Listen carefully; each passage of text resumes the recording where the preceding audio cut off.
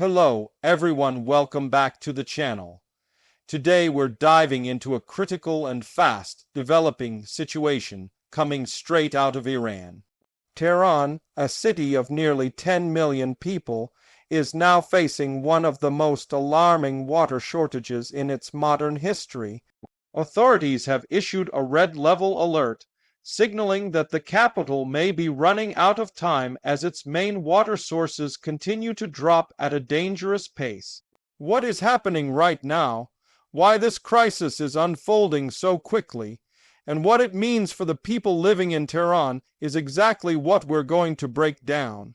The situation began escalating after reports confirmed that multiple reservoirs surrounding the capital had fallen to historically low levels. These aren't small fluctuations. These are drops that hydrologists say haven't been seen in decades. Many neighborhoods are already experiencing low pressure and intermittent water outages. Residents say they sometimes wait hours to get even a small flow from their taps. Iran's government, recognizing the severity of the issue, issued a red-level alert nationwide. This alert is usually reserved for environmental disasters, major earthquakes, or national-scale emergencies. For it to be used for water means things have reached a tipping point. Officials are quietly preparing emergency measures, including potential water rationing, tanker-based supply systems, and even temporary evacuation options for some districts if the crisis deepens. Further, Tehran's vulnerability comes from a mix of climate change, decades of groundwater over-extraction, rapid population growth, and mismanagement of infrastructure. The country has been struggling with drought conditions for years, but Tehran's sheer size makes even a small decline in water availability dangerous. The mountains surrounding the capital have received far less snowmelt this year, leaving dams and rivers depleted before winter even begins. People living in the city say they feel the tension rising. Social media posts are filled with videos of dry taps, households storing water in buckets, and long queues forming around public fountains.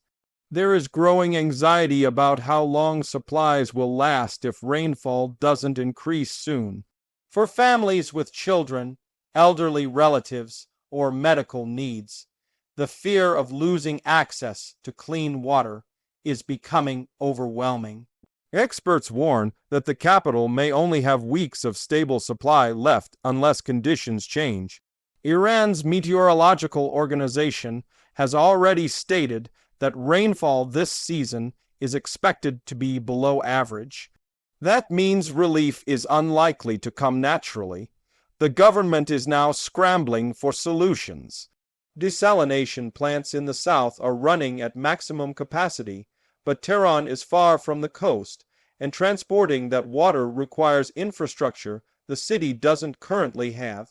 Some emergency pipelines exist, but they are not nearly enough to support millions of people. This is why the government is pushing conservation campaigns aggressively. Officials are urging residents to cut water consumption wherever possible. Reducing shower times, fixing leaks, minimizing household washing, and limiting outdoor water use have become national instructions. However, many people argue that conservation alone cannot solve years of structural problems.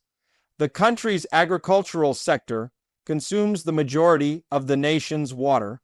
Large water-intensive crops like wheat and pistachios continue to drain groundwater reserves that take centuries to replenish. Critics say that until these policies change, cities like Tehran will continue to face repeated water emergencies. Inside the city, the crisis is already affecting daily life. Some restaurants and cafes report reduced operations. Schools in a few districts are advising parents to send children with bottled water. Certain hospitals have begun storing backup water in large tanks to ensure they can maintain hygiene and medical operations during interruptions. These are early signs, but they point to a deeper issue unfolding beneath the surface. There are concerns that prolonged shortages could destabilize the capital. Tehran is not just Iran's political center.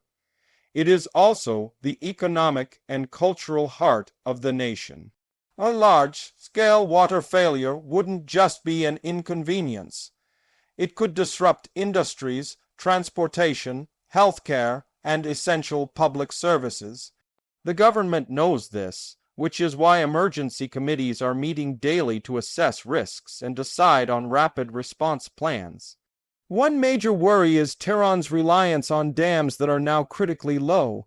These dams historically provided a reliable buffer during dry seasons.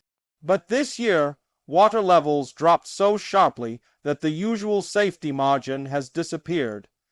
Experts say that if usage continues at the current rate, the reserves could hit dead storage, meaning the water sits too low to be pumped out.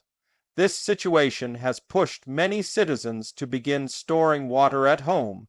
Videos online show people filling buckets, bottles, and even bathtubs. While understandable, this sudden surge in storage actually increases pressure on already stressed infrastructure. The government has warned people not to hoard water, but fear makes such warnings less effective. Adding to the complexity, rural areas surrounding Tehran are also facing shortages. Farmers are reporting dry wells, failing crops, and dehydrated livestock. As rural communities struggle, more people are expected to migrate toward the capital in search of stability. But that only adds to Tehran's consumption burden at a time when the city can barely support its current population. Environmental scientists have been warning for years that Iran was approaching a point of severe water stress. Many believe the country is now entering that phase.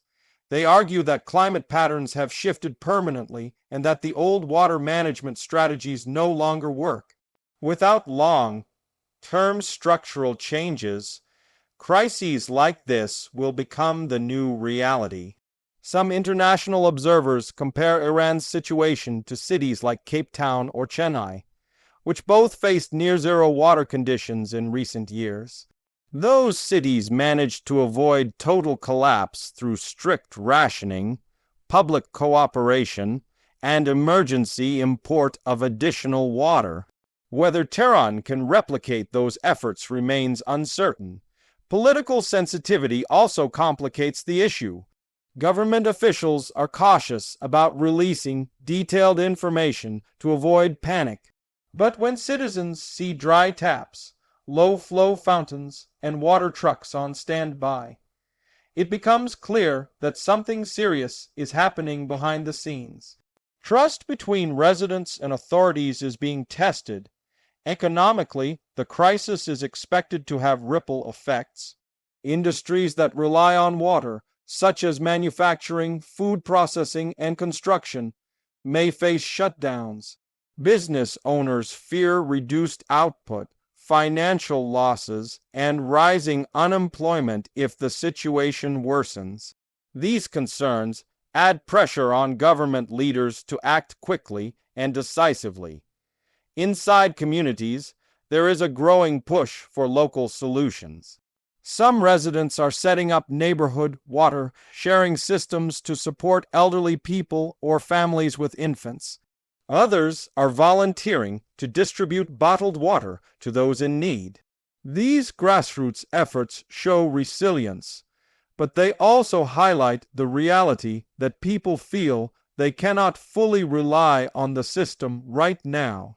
Meanwhile, environmental groups are calling for better protection of Tehran's natural water sources. They argue that illegal wells, overpumping, and poor urban planning have damaged the region's ecological balance. They want stricter regulations, investment in modern water technology, and long-term restoration of rivers and wetlands that previously supported the capital's supply. A particularly worrying sign is the condition of Tehran's groundwater. For decades, Wells were drilled deeper and deeper to compensate for declining surface water. But now even deep wells are drying up. This means the underground reserves that once acted as a safety net are nearly gone. Without these reserves, the system becomes extremely fragile. The psychological impact on citizens is growing. People say they feel uncertain about the future. Parents worry about their children's health. Business owners fear losing their livelihoods. Hospitals fear shortages that could compromise sanitation. Ordinary daily tasks like cooking, cleaning, and bathing become stressful when you don't know if water will be available tomorrow. As the crisis intensifies, international organizations may get involved. Humanitarian groups are already monitoring the situation. If conditions deteriorate further, they may offer assistance, equipment, or technical support. However, political tensions in the region could complicate cooperation. The government continues to promise new solutions, including emergency pipelines, potential cloud seeding operations, increased recycling of wastewater, and upgrades to old infrastructure. But many experts say these efforts are too slow and too limited to address the urgency of the current emergency. Looking ahead, Tehran's residents are bracing for the possibility of mandatory rationing. This could involve scheduled hours where water flows and hours where it doesn't. Some cities in Iran have already experienced such measures, and now it seems likely that the capital will face the same restrictions. If rationing begins, life in Tehran will change dramatically. People will have to plan their routines around water availability, washing, cooking, cleaning, and even medical care. Businesses will need backup storage systems, schools may adjust schedules, daily life will become tightly structured around access to the most basic resource. Despite these challenges, people in Tehran remain hopeful that the city can overcome the crisis with cooperation and resilience. Residents are adapting, conserving, and preparing. Many believe that if everyone works together, citizens, officials, scientists, and communities, Tehran can navigate this difficult moment. But the urgency cannot be ignored. The red level alert is a clear warning. The capital is running out of time, and the decisions made in the coming days will shape the city's future. Whether this crisis becomes a temporary emergency or a long-term disaster depends on how quickly and effectively solutions are implemented. For now, what's happening in Tehran is a powerful reminder of how fragile modern cities can be in the face of environmental stress. Water is life, and when it disappears, everything else begins to unravel. The world is watching as Iran faces one of its most critical challenges. And for the millions living in Tehran, the hope is that relief comes before the taps run dry. As this situation continues to develop, it's important to stay informed, stay prepared, and support those most affected. The coming weeks will be crucial. If rainfall increases or emergency measures succeed, the city may stabilize. If not, Tehran could face one of the most serious urban water crises of the century. Thank you for watching and staying with us through this detailed explanation. If you want more updates on global events like this, make sure you stay connected. More coverage will follow as new information emerges.